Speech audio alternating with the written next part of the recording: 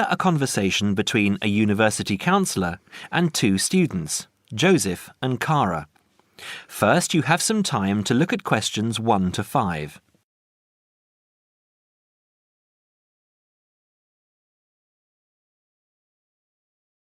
Now we shall begin.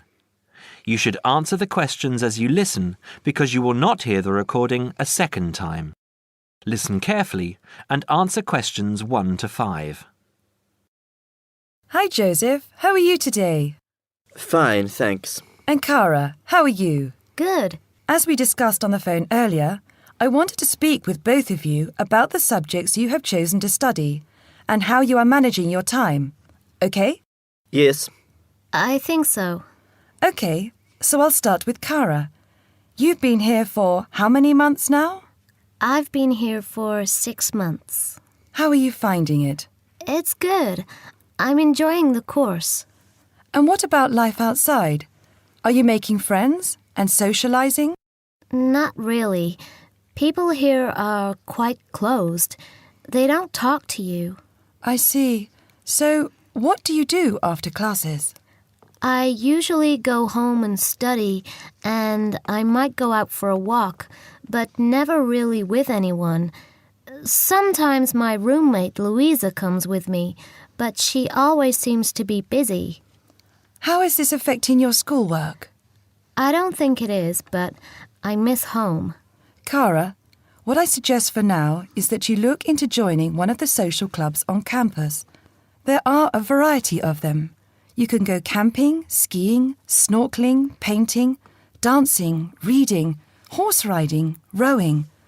There's a list on the school website. Have a look and work out which one you're interested in and which suits your timetable. You'll meet friends that way and people who have the same career interests as you. As for the subjects you've chosen for a career in microbiology, I think you should look into dropping one of your subjects and picking it up again next year as a minor. You have a lot on your plate, and this will just cause great pressure. It doesn't mean that you aren't coping, but you're doing about 10 hours more than the average student a week. Think about it, and we can make another appointment to discuss it. When are you free? I have an hour free usually on Wednesdays at 11:30. Okay, good. Come to my office at 11:45 and wait in reception. Okay? Okay, I'll see you then. Before you hear the rest of the conversation, you have some time to look at questions 6 to 10.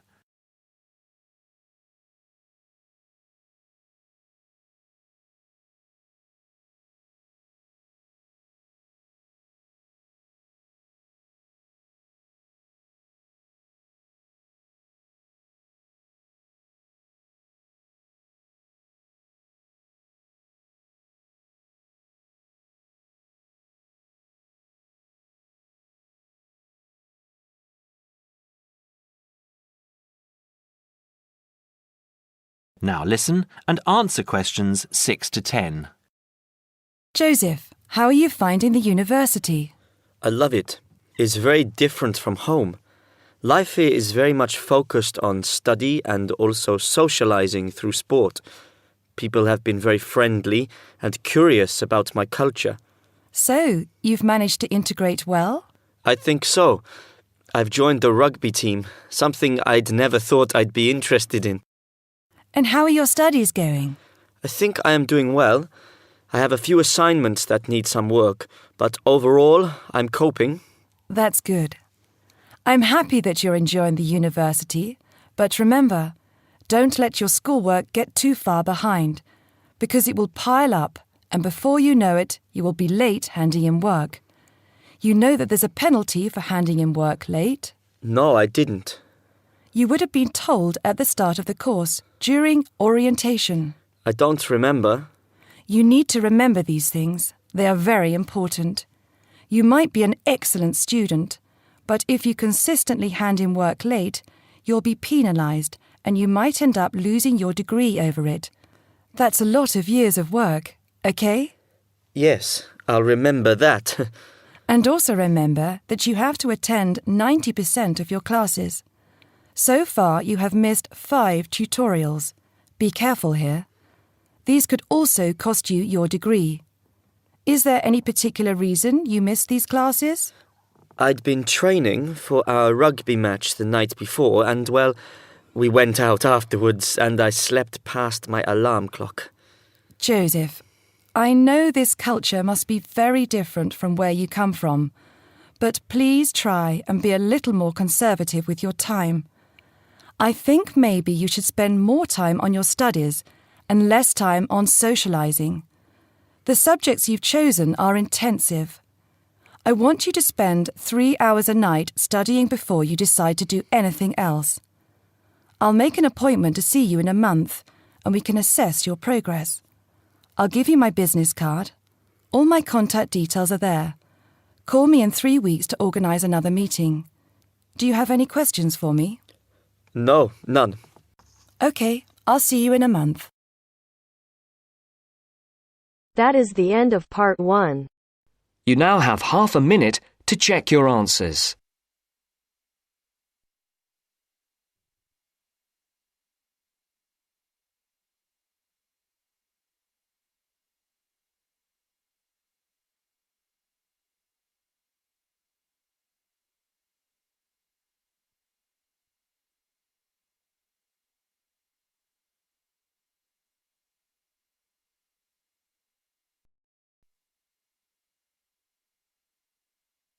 Now turns to part 2. Part 2. You will hear a flight attendant talking to passengers on an airplane. First, you will have time to look at questions 11 to 15.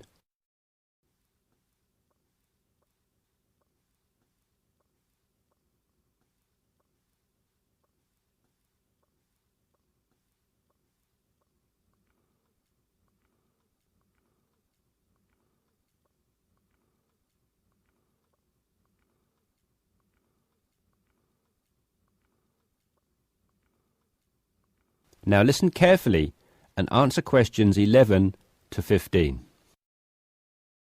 Good morning, everyone. I hope you all slept soundly overnight. I'm pleased to confirm that our flight is running on schedule and we expect to arrive in Christchurch at 8 a.m. local time.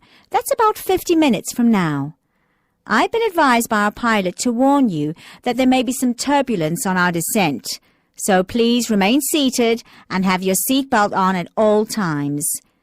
As you may have heard, a fairly severe tropical depression is headed for New Zealand and in fact is reaching the west coast of the South Island as we speak. Thankfully, we are landing on the east coast, where the weather is still relatively good. Wind speeds are steady at around 15 miles per hour and the sky is generally overcast, though the sun may creep out from time to time as the morning progresses. That said, when the storm reaches this afternoon, conditions will deteriorate rather quickly. Please exercise extreme caution if you're travelling anywhere on the island today. As I said, the storm has already made landfall on the west-northwest coast, and we're getting reports of high seas and very strong winds of around 75 miles per hour, with gusts up to 110 in Collingwood. Heavy and thundery rainfall is also being reported there. The Southern Alps are experiencing severe blizzard conditions, and there is a virtual whiteout on the roads.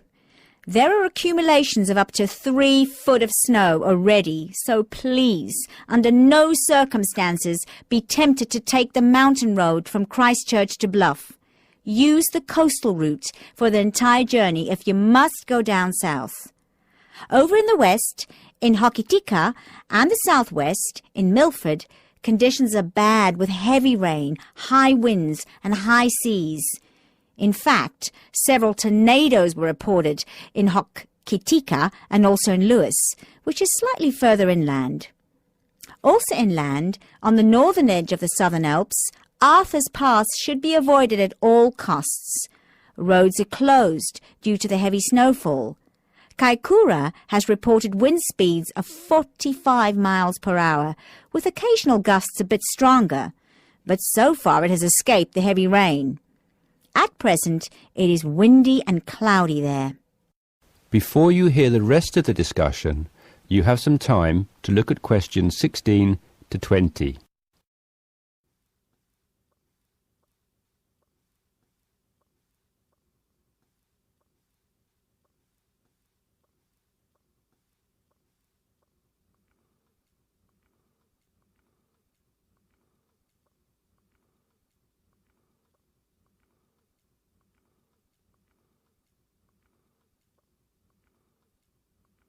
Now listen and answer questions 16 to 20.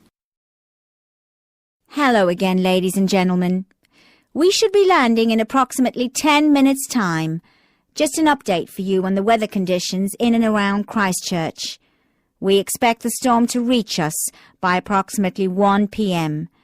Town officials are closing all roads out of town as conditions are simply going to be too dangerous, with the risk of falling trees and flying debris too high. Roads will have officially been closed for 30 minutes by the time we land at 8 a.m. Passengers whose travel plans did not entail an overnight stay in Christchurch, we would like to extend our apologies to you on behalf of the Christchurch Town Council for the inconvenience caused. However, it is in the interest of safety that these steps have been taken. Those of you without accommodation should go straight to our customer service desk at the airport, where a council official will be waiting to take you to temporary shelters in the town. Those of you who are staying in Christchurch should go to your hotel and follow the instructions of staff there. It may yet be necessary to evacuate you down to the shelters as well. This decision will be made by hotel staff who are monitoring the situation very carefully. The storm has made a direct hit on the island. The storm eye is expected to arrive in Christchurch at about 4 p.m., after which a brief period of calm will be experienced.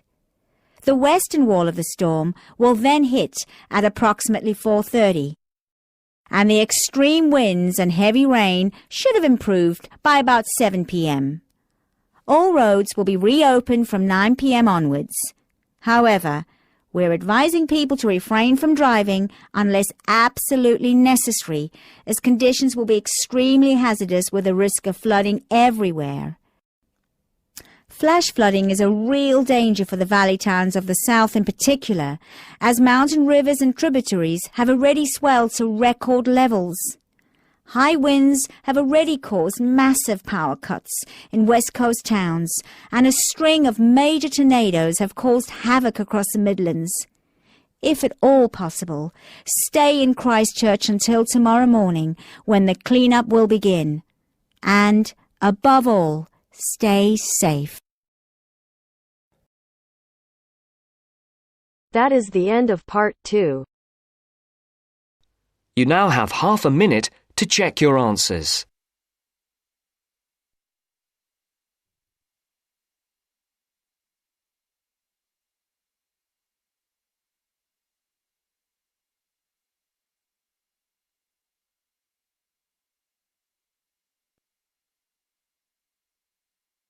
Now turns to part 3. Part 3.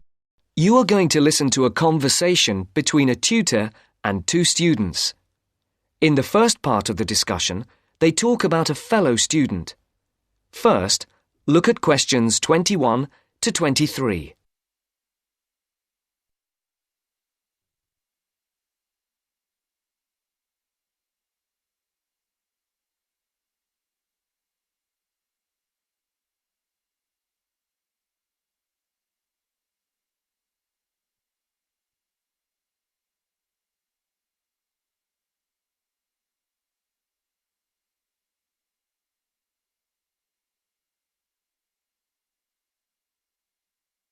As you listen, answer the questions. Write no more than 2 words for each answer. Francis and Steve, hi. Now, before we start the tutorial, am I right in thinking that you haven't heard about Lorraine? No. What about her? She's already left. What? Well, she hasn't told anyone. You sound surprised. Weren't you half expecting it? Yes, but she could at least have told us, though. We've been on the course together for the past 3 years, and it would have been nice to know. She always was the sort to keep herself to herself. Yes, I know what you mean. Did she give any reason? Well, she got that job. What? Yes, and she's been given permission to leave, as there's only a week to go before the end of the course. But she'll be back for the exam week. Oh well, we'll just have to catch her on the mobile after the class. She's gone back to Wales first. Oh dear. We'll get hold of her on the mobile. She did say that it might not be possible to contact her for a couple of weeks. Oh, OK. If that is what she wants. Before the conversation continues, look at questions 24 to 30.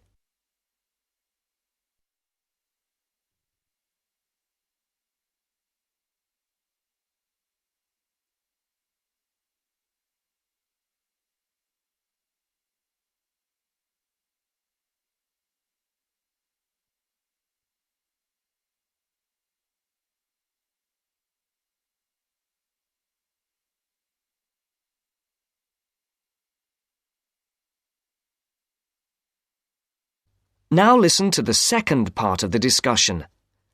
The tutor and the two students are talking about assessment marks. For questions 24 to 30, there are 4 alternatives: A, B, C, and D.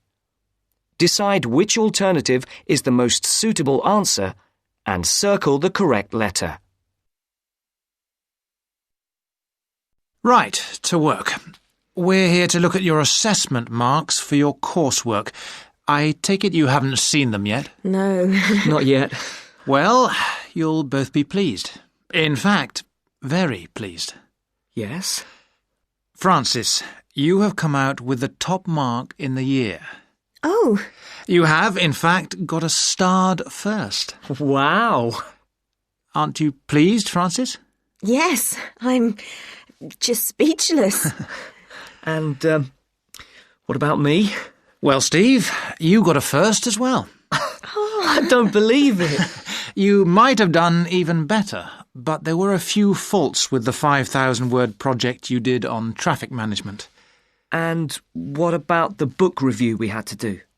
Yours was, I can safely say, the best we have ever had. You're kidding. I'm not. In fact, you have won the departmental prize for the piece. It's a pity, really, that your project wasn't of the same calibre.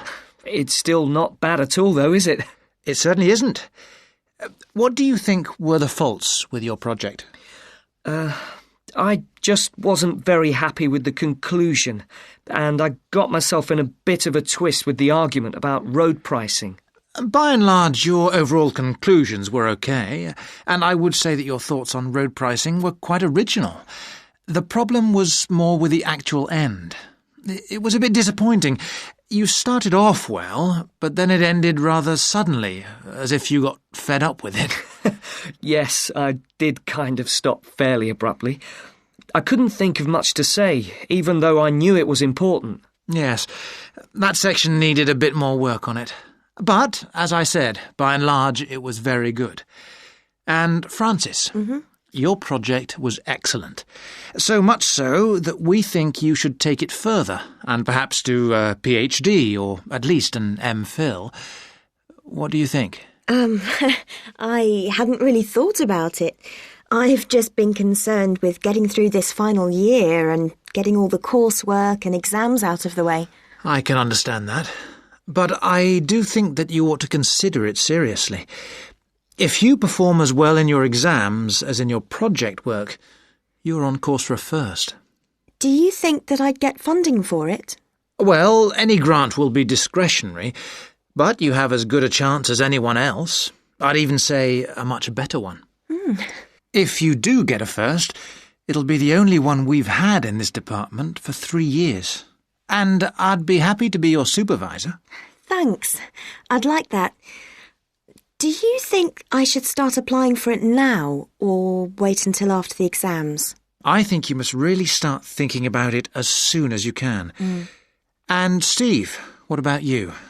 Have you thought about going on to do research? I have thought about it, but I have a job lined up if I get a good degree, and quite honestly, I am fed up with not having enough money to do the things I would like to do.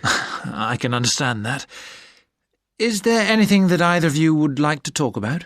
Yeah, I have a couple of things I'd like to ask, if you don't mind. OK.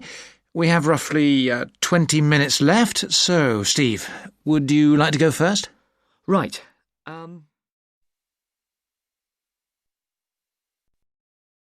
That is the end of part 3. You now have half a minute to check your answers.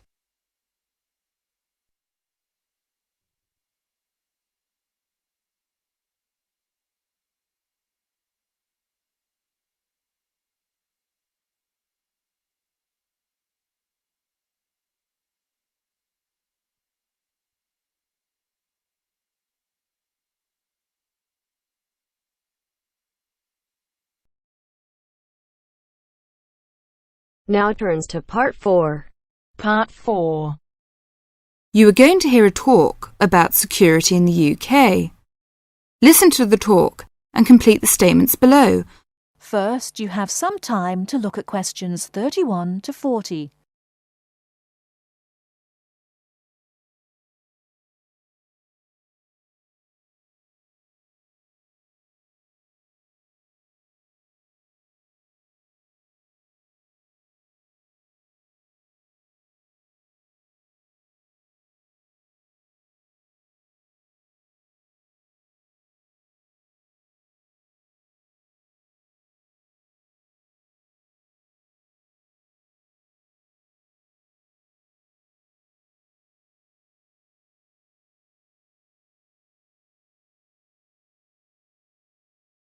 Now, listen carefully and answer questions 31 to 40.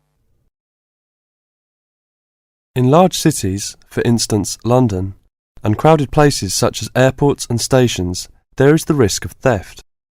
We do not want you to suffer the distress of losing important documents and valuables as soon as you step onto British soil. So here are some important do's and don'ts. Don't carry more cash than you need for daily expenses.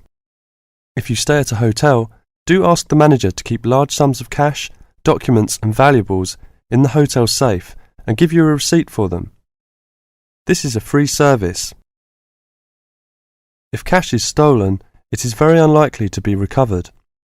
Do keep separately a note of the serial numbers on your traveller's checks, so if they are lost you can inform your bank. Do take particular care of bank and credit cards. Do carry wallets and purses in an inside pocket or a handbag. Don't ever leave a bag unattended and make sure it is securely fastened when you are carrying it. Do carry jewellery and valuables such as cameras, radios and typewriters on you or with you and keep a note of any serial numbers.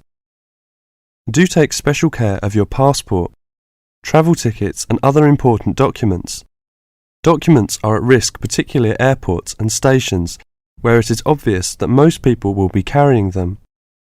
Do make a note and keep it in a safe place of the number of your passport, its date and place of issue.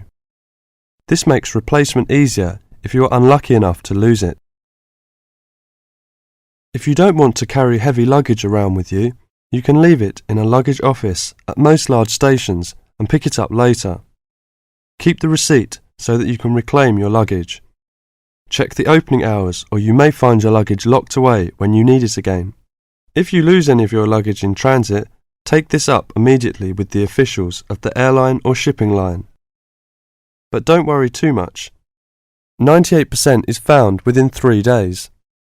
If you lose anything, go first to the lost property office at the airport or station, as it may have been found and handed in. If you lose your luggage in the street, or suspect it has been stolen rather than gone astray, find the nearest policeman who will advise you what to do. That is the end of part 4. You now have half a minute to check your answers.